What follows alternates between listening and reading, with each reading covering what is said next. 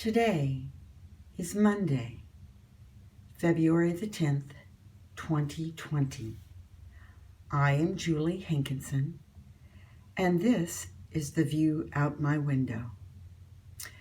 I was looking through YouTube videos today, and I saw a real cute one where two guys are going to assemble some IKEA furniture without reading the directions first. And my first initial thought was, so what's new?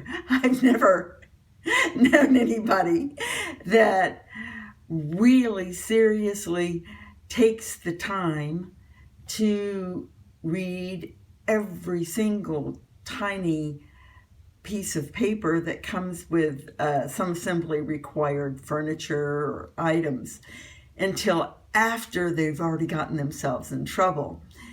And I recently had an experience like that with my knitting yarn.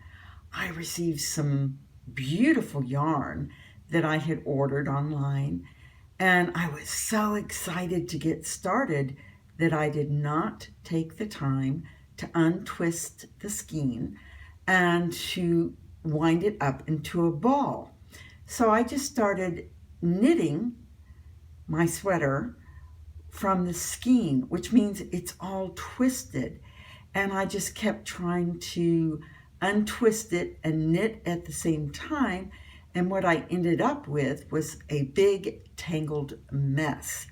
And I had to completely undo all of the knitting I had done and take the time to then untangle all the tangles and knots and then wind it up into a ball and start over again.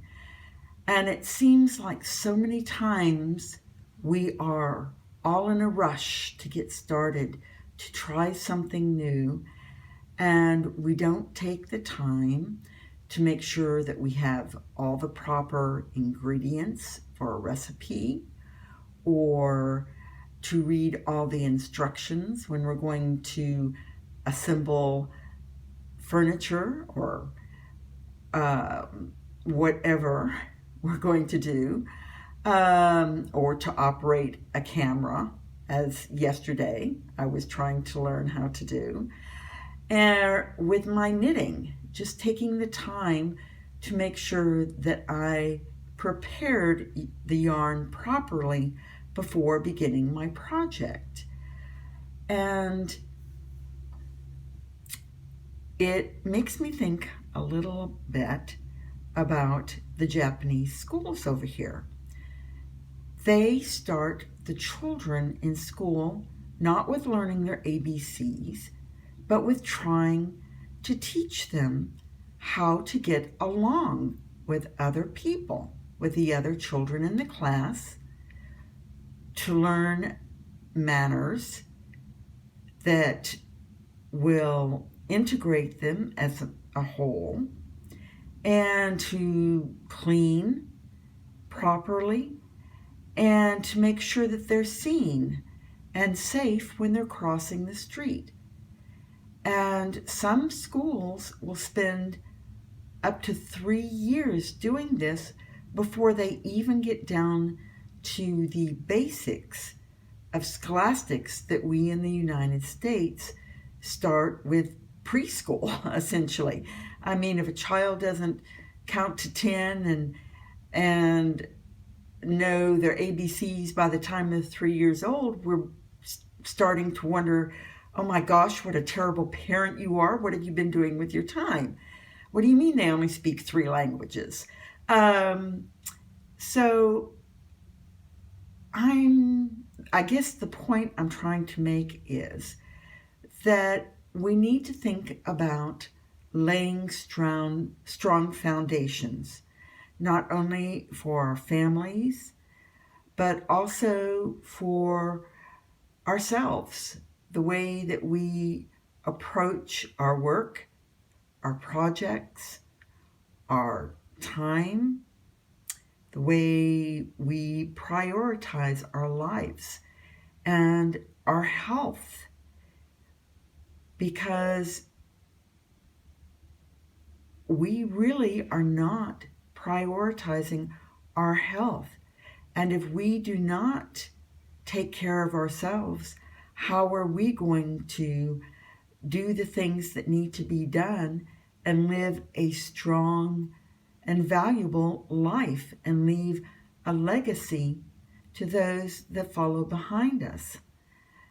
Whether it be our families or it be our associates at work, we need to take the time to lay a foundation. And moving forward this year, we need to lay a strong foundation for our health and for our happiness, as well as our wealth. Yes, we're always thinking about our finances and should I put it in this IRA or this savings account, or what is the stock market going to do, and can I get in some more overtime hours? Not thinking about, well, is this affecting my family? Is this affecting my health? Am I getting enough sleep? Is my blood pressure going through the roof? How am I interacting with the people at work, my associates? How am I interacting with my family, my spouse, my pets, my plants? Are they getting brown around the edges? I admit to being guilty on that one. It's like I'm not watering them until they're screaming, I'm drowning over here in sorrow, please water me, But we need to think about how all of our aspects of our life are interrelated, and the basic foundation of all of this is our health. Because if we're eating junk food to fuel our bodies, it's going to eventually come out in our pores. We're going to have acne or spots, or we're going to be run down or fatigued, or we're going to end up with some compromised immune system. Whereas if we treat our bodies like the machines, or tune them with excellent food and exercise and good care, then they are going to run more efficiently and we'll be able to get more mileage out of them. And these are just my thoughts. I know it seems sometimes we see people that are just abusing their bodies with alcohol and pizza and smoking cigarettes, and you're going, how are they getting away with that? And it may not be right now, but it is cumulative, and eventually it will catch up with them, and their body's just going to say, can't take it anymore, and collapse. So if nothing else, I hope that I'm preaching to the choir here, and that you're taking care of your body and making sure that you're eating the best foods that you have available to keep that fine machine of yours running strong. And take the time to make sure that